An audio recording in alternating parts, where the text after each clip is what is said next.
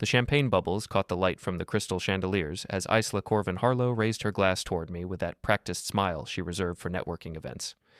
The marketing team clustered around her like moths to a flame, hanging on every word that dripped from her perfectly glossed lips. "Oh, this is Finn," she said with a dismissive wave in my direction. "He's just my driver tonight." The laughter rippled through the group like a stone thrown into still water. Janet from accounting nearly choked on her wine. Brad from sales slapped his knee as if Isla had delivered the punchline of the century. Even the new intern, what was his name, Tyler, managed a nervous chuckle while adjusting his too-tight collar. I stood there in my perfectly tailored black suit, the one that cost more than most of these people made in a month, and said nothing. The silence was an old friend by now. I had learned its value in rooms far more dangerous than this corporate ballroom, and places where the wrong word could mean the difference between walking out or being carried out. "Just a driver," Isla repeated, savoring the words like fine wine. "But he's very reliable, aren't you, honey?" The condescension in her voice was thick enough to cut with a knife. She reached over and patted my arm like I was her pet dog performing a particularly clever trick. The marketing team ate it up, their laughter growing louder and more obnoxious with each passing second. I adjusted my cufflinks, platinum, engraved with initials that weren't the ones on my current driver's license, and maintained my expression of polite indifference. Let them laugh. In about 10 minutes, the elevator doors at the far end of the ballroom would open and everything would change. "Does he at least know how to park?" Brad asked, wiping tears from his eyes. "Oh, he's very good with parking," Isla said, her voice dripping with mock sincerity. "And opening doors, and carrying bags, all the important skills." More laughter. Janet was practically wheezing now. The intern looked uncomfortable but kept forcing that nervous smile, probably afraid that not laughing would somehow hurt his career prospects. I checked my watch. A modest Seiko that had seen better days, part of the carefully constructed image I had been maintaining for the past 3 years. In 8 minutes, Marcus Kellor would step out of that elevator. The CEO of Kellor Industries, the man whose company employed every single person in this room, including my dear wife. "You know what they say," Isla continued, clearly enjoying her moment in the spotlight. "Behind every successful woman is a man who knows his place." The group erupted again. Someone started clapping. I wondered if any of them had bothered to look at the guest list for tonight's anniversary gala. Probably not. Corporate drones rarely paid attention to details that didn't directly affect their quarterly reviews. I had been watching Isla work this room for the past hour, schmoozing with department heads and sucking up to anyone with a corner office. She was good at it. I had to give her credit. The way she remembered everyone's names, asked about their kids, complimented their spouses. It was a performance worthy of Broadway. What she didn't know, what none of them knew, was that I had been watching her for much longer than tonight. My security team had been documenting her every move for 18 months, her communications with Marcus that walked the line between professional and personal, her creative expense account reporting, her carefully laid plans to divorce me the moment she made vice president, all documented, all archived, all waiting for the right moment. "Finn's very quiet," Janet observed, finally catching her breath. "Does he ever talk?" "Only when spoken to," Isla said with a theatrical sigh. "It's one of his better qualities." I smiled then, just a slight upturn at the corners of my mouth. Let them think it was embarrassment or resignation.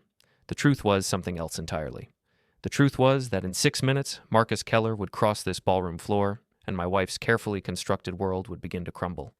The elevator chimed softly across the room. Too early.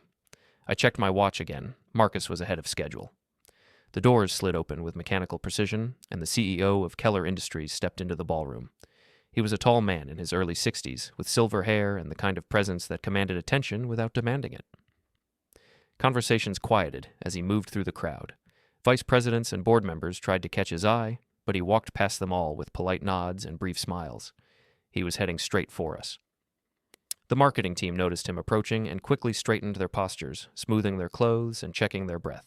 Isla turned to see what had captured their attention, and her face lit up with that special smile she reserved for the truly powerful.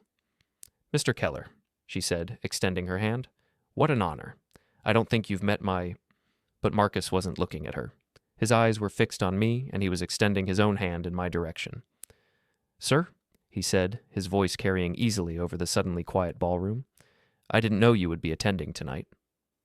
The marketing team went completely still. Janet's wine glass stopped halfway to her lips.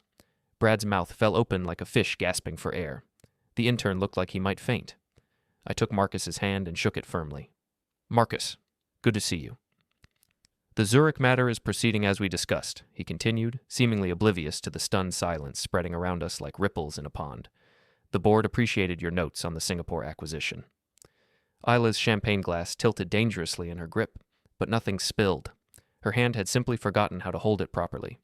Her face had gone pale beneath her carefully applied makeup, and I could see the wheels turning frantically behind her eyes as she tried to process what she was hearing. Your father would be proud of how the foundation has expanded, Marcus added. The scholarship program in particular has exceeded all expectations. The crowd around us had thickened. News was rippling through the ballroom that something important was unfolding, and corporate employees had a keen instinct for spectacle. They edged nearer, eager not to miss a single word. I glanced at Isla, whose mouth was opening and closing without making any sound. The woman who had introduced me as her driver just minutes ago was struggling to form a coherent sentence. I think, I said quietly, my voice carrying clearly in the sudden hush. There might be some confusion about who I am. Marcus looked genuinely puzzled. Confusion? But surely everyone here knows. Actually, I interrupted gently, I don't think they do. The silence in the ballroom was deafening. I could hear the soft clink of ice in glasses, the whisper of expensive fabric as people shifted nervously, the distant sound of traffic from the street below. Every eye in the immediate vicinity was fixed on me, waiting for an explanation that would make sense of what they had just witnessed. I looked at Isla, whose face had gone through several interesting color changes in the past 30 seconds. Her carefully applied foundation couldn't quite hide the way her skin had taken on a grayish pallor, and her breathing had become shallow and rapid. Perhaps I should introduce myself properly, I said to the crowd that had gathered around us. My name is Finn Harlow, and I hold 34% of Kellor Industries through a trust structure that was established by my grandfather in 1962. The words hit the crowd like a physical force. Someone gasped. Someone else dropped their drink, and I heard the crystal shatter against the marble floor. The marketing team looked like they had been struck by lightning. I serve as a silent investor with board observer rights and veto power over any acquisition exceeding $50 million, I continued, my voice calm and measured. The man my wife just introduced as her driver approved Marcus's compensation package last quarter. Isla made a sound that might have been a whimper. Her champagne glass finally slipped from her nerveless fingers, adding to the growing collection of broken crystal at our feet. Marcus looked mortified. Sir, I had no idea that Mrs. Harlow wasn't aware of your position with the company. I simply assumed. No harm done, I said, placing a reassuring hand on his shoulder. It's an honest mistake. My wife and I have always maintained a certain level of privacy about business matters. That was putting it mildly. The truth was far more complicated, and it began with a diplomatic incident in Prague 7 years ago that had officially erased the man I used to be. An embassy fire, 3 casualties, and 1 extraction that had required a complete identity reconstruction.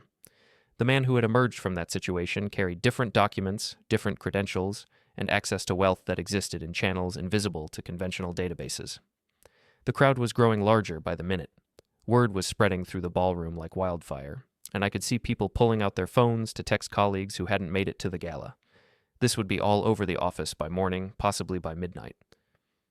The foundation your grandfather established, Janet from accounting said weakly. That's the Harlow Foundation. The same one, I confirmed. We've endowed scholarships for underprivileged students, funded medical research, and supported various humanitarian causes around the world. Brad from sales looked like he might throw up. The intern had gone so pale I was genuinely concerned he might pass out. But it was Isla's expression that held my attention. The shock was giving way to something else now, a dawning realization of just how completely she had miscalculated. Your notes on the Singapore acquisition, Marcus continued, apparently determined to fill the awkward silence, were particularly insightful.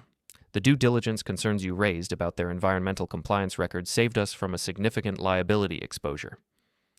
I nodded graciously. Environmental issues can be costly if not properly addressed during the acquisition process. I learned that lesson the hard way with a mining operation in South Africa about 10 years ago. The crowd hung on every word. These were people who spent their days in cubicles and conference rooms dealing with quarterly reports and performance reviews. To them, international acquisitions and mining operations might as well have been fairy tales. Isla finally found her voice. Finn, she said, and her voice cracked slightly on my name. I think we should talk, privately. Of course, I said. But perhaps after I finish my conversation with Marcus. We were discussing the quarterly board meeting, weren't we? Marcus nodded enthusiastically. Yes, the meeting scheduled for next Thursday. We'll be reviewing the third quarter financials and discussing the proposed expansion into the European market. I'll want to see the risk assessment reports before we make any commitments, I said. European regulations can be tricky, especially with the new data protection laws. Absolutely. I'll have my team prepare a comprehensive briefing. I could feel Isla vibrating with barely contained panic beside me. Her entire world had just been turned upside down, and she was struggling to process the implications. The woman who had spent the evening introducing me as her driver was now learning that I controlled more wealth than she could have imagined in her wildest dreams. The scholarship program Marcus mentioned, I said to the crowd, is particularly close to my heart. We've put over 200 students through college in the past 5 years, many of them first-generation college students from backgrounds similar to my own. That was a lie, but a useful one. My background was anything but humble, but the mythology of the self-made man played well with corporate audiences. Let them think I had clawed my way up from poverty. It made the story more palatable. How long have you been involved with the company? Tyler the intern asked, his voice barely above a whisper. My family has been connected to Kellor Industries since its founding, I said. We prefer to maintain a low profile, but we've been active investors and advisors for 3 generations. The truth was more complex. My grandfather had indeed been one of the original founders, but the family had officially divested in the 1980s during a period of political instability that had required us to disappear from public records. We had retained control through a maze of shell companies and trust structures that would have impressed the most creative tax attorneys. 3 generations of strategic invisibility, I added with a slight smile. It's amazing what you can accomplish when people don't know you're there. Isla made another small sound, somewhere between a sob and a laugh. She was beginning to understand the full scope of what had just happened. The man she had married for his perceived weakness and financial dependence was actually one of the most powerful people in the room. The long con, I said quietly, looking directly at her, sometimes runs in reverse. The crowd around us was growing restless, sensing that there was more to this story than a simple case of mistaken identity. Corporate employees had finely tuned instincts for drama and scandal, and the tension between Isla and me was becoming impossible to ignore. Marcus, bless him, seemed completely oblivious to the undercurrents of marital discord swirling around him. He was too focused on business matters to notice that my wife looked like she was about to have a nervous breakdown. If you'll excuse me, Isla said suddenly, her voice tight with barely controlled emotion, I need to powder my nose. She turned and walked quickly toward the ladies' room, her heels clicking sharply against the marble floor. I watched her go, noting the slight tremor in her shoulders and the way she kept one hand pressed against her stomach as if she might be sick. Lovely woman, Marcus commented absently. Very dedicated employee. She's been instrumental in the marketing department's recent successes. Yes, I said, my voice carefully neutral. She's certainly dedicated. What Marcus didn't know, what none of them knew, was just how dedicated Isla had been to her own advancement. My security team had been documenting her activities for 18 months, ever since I had first begun to suspect that my marriage was not quite what it appeared to be. The surveillance had started innocently enough. A few inconsistencies in her stories about working late, some unexplained charges on credit cards, the way she had started guarding her phone like a state secret. Nothing dramatic, just small changes in behavior that had triggered my professional paranoia. Oliver Chen, my head of security, had been reluctant at first. Spying on a client's spouse wasn't exactly standard operating procedure, even for someone with his background in military intelligence. But I had insisted, and Oliver had never been one to turn down an interesting challenge. The first month had yielded nothing more suspicious than some creative expense account reporting. Lunch meetings that lasted 3 hours, client dinners that cost more than most people's monthly rent, taxi receipts for trips that didn't quite match her stated schedule, standard corporate corner cutting, nothing that would raise eyebrows in most companies. But Oliver was thorough, and he had kept digging.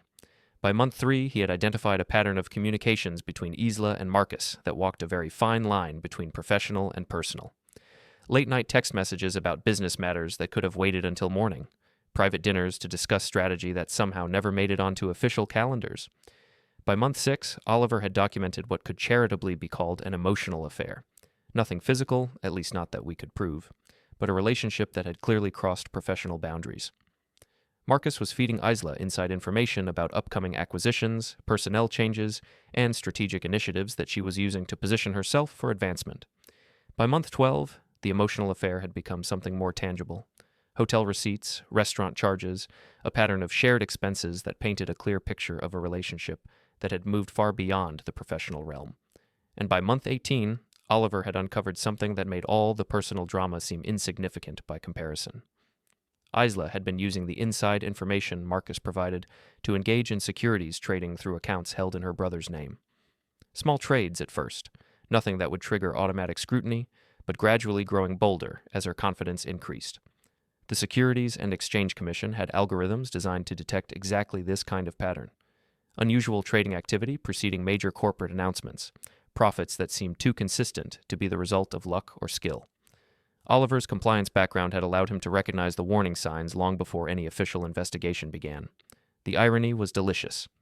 Isla had married me because she thought I was weak and financially dependent, someone she could control and eventually discard when she no longer needed the stability of marriage. She had no idea that her husband was not only wealthy beyond her imagination, but also had the resources to monitor her every move. The board meeting next week, Marcus was saying, pulling me back to the present conversation, will also address some compliance issues that have come to our attention. I raised an eyebrow. Compliance issues? Nothing major, he said quickly. Some irregular trading patterns that our monitoring systems flagged. Probably nothing, but we have to investigate these things thoroughly. Of course, I said. Due diligence is essential, especially when it comes to securities regulations. The penalties for insider trading can be quite severe. Marcus nodded gravely. Exactly. We can't afford to have any appearance of impropriety, especially with the European expansion on the horizon. I could see Isla returning from the ladies' room, walking more slowly now, her face carefully composed but her eyes still wide with shock. She had probably spent the last 10 minutes staring at herself in the mirror, trying to figure out how her carefully laid plans had gone so spectacularly wrong. Perhaps we should continue this conversation later, I suggested to Marcus. I think my wife would like to discuss tonight's revelations. Of course, Marcus said, shaking my hand again. I'll have those reports ready for your review by Wednesday. Perfect. And Marcus, thank you for your discretion regarding family business matters. I know I can count on your professionalism. He nodded seriously. Absolutely, sir. Complete confidentiality, as always.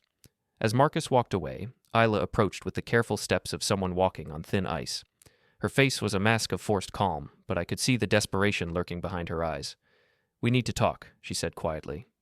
Yes, I agreed. I think we do. The drive home was conducted in complete silence. Isla sat in the passenger seat of my modest Honda Accord, another carefully maintained piece of my constructed identity, staring out the window at the passing streetlights.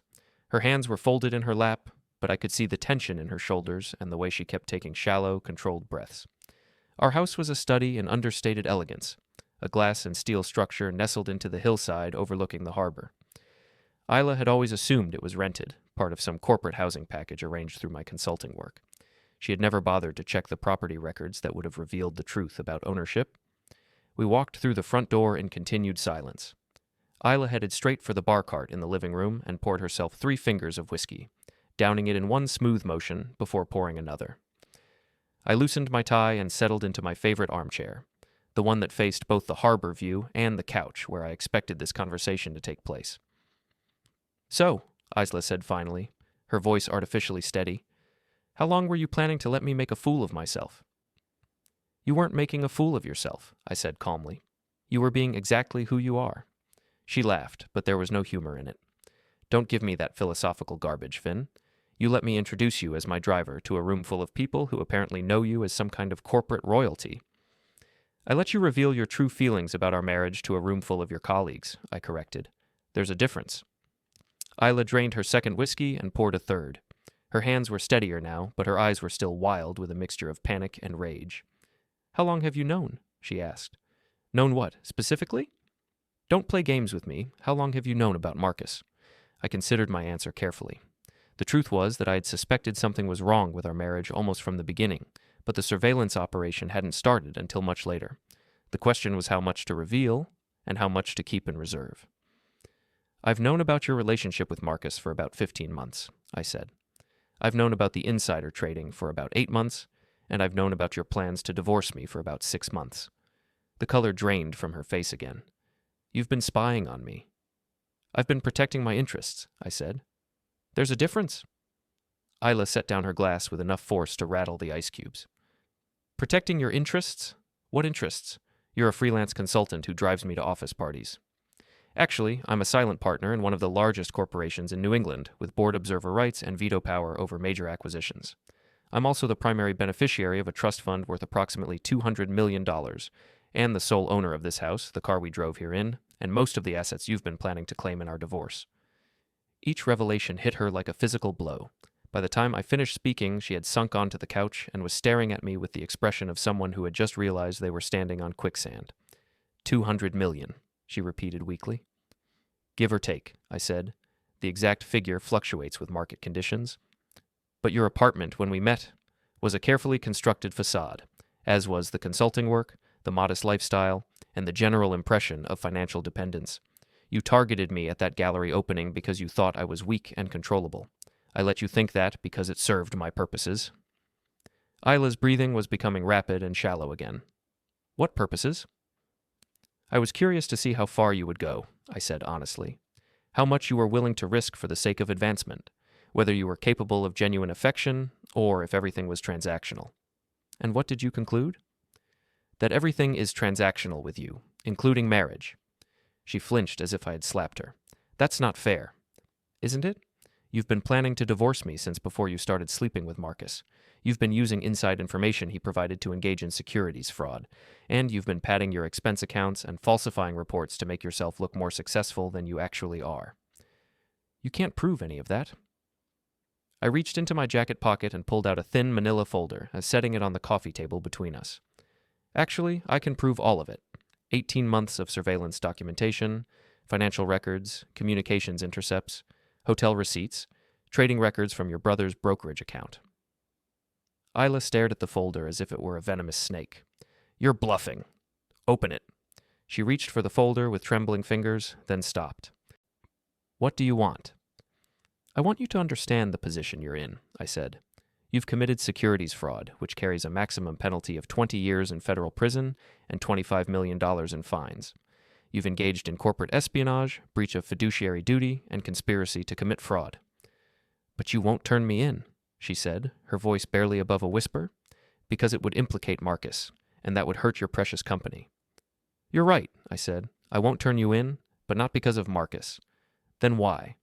"Because prison would be too easy. You'd serve a few years in minimum security, write a book about your experience, maybe get a movie deal. You'd find a way to profit from it." Isla's eyes narrowed. "So what's your alternative?" I smiled then, the first genuine smile I had allowed myself all evening. "You're going to resign from Kellor Industries effective immediately. You're going to sign divorce papers that leave you with exactly what you brought into this marriage, which was nothing. And you're going to disappear from my life completely. And if I refuse, then I make a phone call to the Securities and Exchange Commission, another call to the Federal Bureau of Investigation, and a third call to the Internal Revenue Service. By this time tomorrow, you'll be facing federal charges, civil penalties, and a tax audit that will examine every penny you've earned in the past 7 years." The fight went out of her then. Her shoulders sagged, and she seemed to shrink into the couch cushions. "You've thought of everything." "I've had 18 months to think about it." "What about Marcus?" "Marcus will retain his position. He cooperated fully once he understood the situation, and his value to the company outweighs his personal indiscretions. Besides, he was as much a victim of your manipulation as I was." "That was a lie, but a useful one. Marcus was just as guilty as Isla, but he was also more valuable to the company's operations. Sometimes business considerations trumped personal justice." "How long do I have?" Isla asked. "The divorce papers will be ready for signature on Monday morning. Your resignation letter should be submitted before the markets open. I suggest you use the weekend to find alternative living arrangements." Isla looked around the living room as if seeing it for the first time. "This house was never yours. The car, the credit cards, the bank accounts, none of it was ever yours. You were living in a carefully constructed illusion, and now the illusion is ending." She stood up slowly, moving like someone who had aged 20 years in the past hour. "I suppose you think you've won." "I think I've learned something valuable about the nature of trust and the price of deception," I said. "Whether that constitutes winning depends on your perspective." Isla walked toward the stairs that led to the master bedroom, then stopped and turned back. "For what it's worth, Finn, I did care about you, at the beginning." "I know," I said. "That's what made the betrayal so disappointing." She nodded once and continued up the stairs. I heard the bedroom door close, then the sound of drawers opening and closing as she began to pack. By morning, she would be gone, and the carefully constructed life we had shared would be nothing more than a memory. I poured myself a whiskey and walked out onto the deck that overlooked the harbor.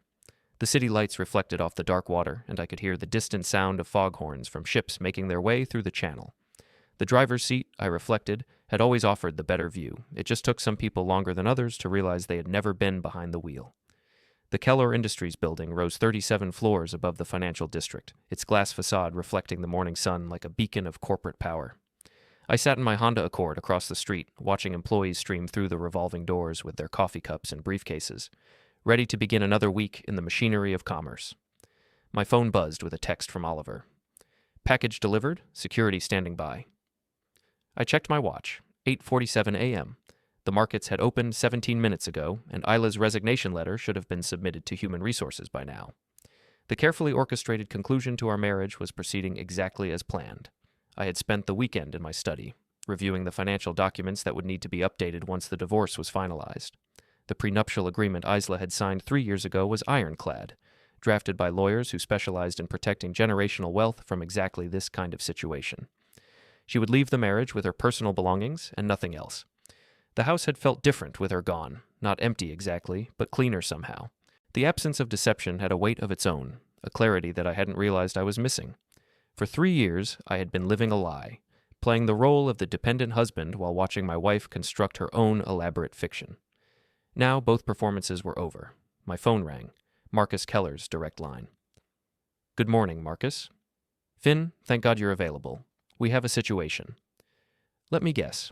Isla submitted her resignation this morning, and you're concerned about the implications for the marketing department. Actually, it's more complicated than that. The SEC contacted our legal department an hour ago. They're opening a formal investigation into irregular trading patterns that may involve company personnel. I had been expecting this call. Oliver's compliance background had allowed him to time the revelation of Isla's trading activities perfectly, ensuring that the investigation would begin just as she was leaving the company. It would appear that her resignation was a response to the investigation rather than the cause of it. How serious is the investigation? I asked. Potentially very serious.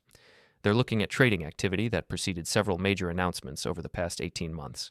Someone with inside access to company information has been making consistently profitable trades through third-party accounts. Do they have any suspects? They're requesting personnel records and communication logs for anyone with advanced knowledge of the announcements in question. That includes most of the executive team, department heads, and their immediate staff, including Isla. Yes, but her resignation this morning is going to look suspicious. The timing couldn't be worse. I allowed myself a small smile. The timing couldn't be better from my perspective. What does legal recommend? Full cooperation with the investigation, complete transparency. We can't afford to appear like we're hiding anything. I agree completely. Have you spoken with Isla about this? I tried calling her this morning, but her phone goes straight to voicemail. Do you know where she is? I believe she's staying with her brother while she looks for a new apartment. The divorce proceedings have been somewhat complicated. Divorce? Marcus sounded genuinely surprised. I had no idea you two were having problems. We've been trying to keep it quiet for professional reasons. You understand how office gossip can complicate business relationships. Of course. I'm sorry to hear about your personal situation. Thank you. These things happen. There was a pause on the line, and I could almost hear Marcus thinking through the implications. His relationship with Isla was about to become very complicated, especially if the SEC investigation uncovered evidence of their personal involvement. Finn, I want you to know that whatever the investigation reveals, I had no knowledge of any improper trading activity. I'm sure that's true, Marcus. You've always conducted yourself with the highest professional standards. Another pause. There is one other thing. The investigator specifically asked about communications between company personnel and external parties. They're going to want to examine email accounts, text messages, phone records. That's standard procedure for this type of investigation. I'm sure you have nothing to worry about. Right, nothing to worry about. But I could hear the worry in his voice. Marcus was beginning to realize that his personal relationship with Isla might not remain as private as he had hoped. Text messages that had seemed harmless at the time would take on new significance under federal scrutiny. Is there anything else I should know about? I asked. No, I think that covers the immediate concerns. I'll keep you updated as the situation develops. Please do. And Marcus, if you need any advice on handling federal investigations, I have some experience in that area. Thank you. I may take you up on that. After hanging up, I sat in my car for another few minutes, watching the steady flow of employees entering the building. Somewhere in that stream of corporate humanity, people were already gossiping about Isla's sudden resignation and speculating about the reasons behind it. By lunchtime, the rumors would be flying. By the end of the week, everyone would know about the SEC investigation. My phone buzzed with another text from Oliver. Subject has checked into extended stay hotel downtown. Paid cash for 1 week. Appears to be avoiding electronic transactions. Smart girl. Isla was finally beginning to understand the depth of her situation. Cash transactions were harder to trace, and extended stay hotels catered to people who needed to disappear for a while. But it was too late for operational security now. The evidence had already been gathered, the investigation was already underway, and her resignation had already been submitted. I started the Honda and pulled into traffic, heading toward my attorney's office to finalize the divorce paperwork. The driver's seat had never felt more comfortable. 3 months later, I sat in the same conference room where the Kellor Industries board met quarterly, reviewing the final documents that would close the chapter on my marriage to Isla Corvan-Harlow. The divorce had been finalized the previous week, the SEC investigation had concluded with minimal impact on the company, and life had settled into a new rhythm that felt both familiar and strange. Margaret Chen, Oliver's sister and one of the most ruthless family law attorneys in New England, sat across from me with a satisfied expression as she organized the paperwork into neat stacks. "The prenuptial agreement held up perfectly," she said. "No assets transferred, no alimony obligations, no ongoing financial entanglements. Clean break." What about the investigation? The SEC accepted her cooperation in exchange for reduced penalties. She paid a fine of $200,000 and agreed to a 5-year ban from serving as an officer or director of any publicly traded company. No prison time. And Marcus? Received a formal reprimand and agreed to enhanced compliance training. The board considered it a learning experience. I nodded. The outcome was exactly what I had hoped for: justice without destruction, consequences without permanent damage. Isla would have to rebuild her career from scratch, but she would have the opportunity to do so. Marcus would continue leading the company, but with a much clearer understanding of professional boundaries. "There is one more thing," Margaret said, pulling a final document from her briefcase. "She wanted me to give you this." It was a handwritten letter, my name written across the envelope in Isla's distinctive script. I opened it carefully, unsure what to expect. "Finn, I know you have no reason to believe anything I say at this point, but I want you to know that I understand what you did and why you did it. I also understand that I brought it entirely on myself. You gave me 3 years to be honest with you, and I chose deception instead. You gave me multiple opportunities to treat you with respect, and I chose condescension. You gave me a chance to build something real with you, and I chose to see you as a stepping stone to something else. I don't expect forgiveness, and I'm not asking for another chance. I just wanted you to know that I recognize the difference between justice and revenge, and what you did was justice. The woman who thought she was smarter than everyone else is gone. Maybe the person who replaces her will be worth knowing. Isla." I folded the letter carefully and slipped it into my jacket pocket. It was a good letter, honest and direct, in a way that Isla had rarely been during our marriage. Perhaps the experience had taught her something valuable about the cost of deception. "Any response?" Margaret asked. "No response necessary." Margaret nodded and began packing up her documents. "What's next for you?" "I'm thinking about taking a more active role in the company. Marcus has been asking me to consider joining the board officially instead of just observing. That would be a significant change from your usual preference for staying in the background. Maybe it's time for a change. The driver's seat has its advantages, but sometimes you need to be visible to be effective." As Margaret left, I remained in the conference room, looking out at the city skyline through the floor-to-ceiling windows. The harbor was visible in the distance, and I could see the glass house where I had confronted Isla 3 months ago. It seemed like a lifetime had passed since that night. My phone buzzed with a text from Oliver. "New security assessment complete. Recommend maintaining current protocols with minor adjustments for changed circumstances." I smiled. Oliver's military background made him congenitally incapable of using simple language when complex terminology was available. What he meant was that I could relax slightly now that the immediate threats to my privacy and security had been resolved. The truth was that the entire experience had been educational. I had learned that my instincts for reading people were better than I had given myself credit for. I had learned that patience and careful planning were more effective than emotional reactions. And I had learned that sometimes the best revenge was simply allowing people to face the natural consequences of their choices. The elevator chimed, and Marcus Kellor stepped into the conference room, looking more relaxed than I had seen him in months.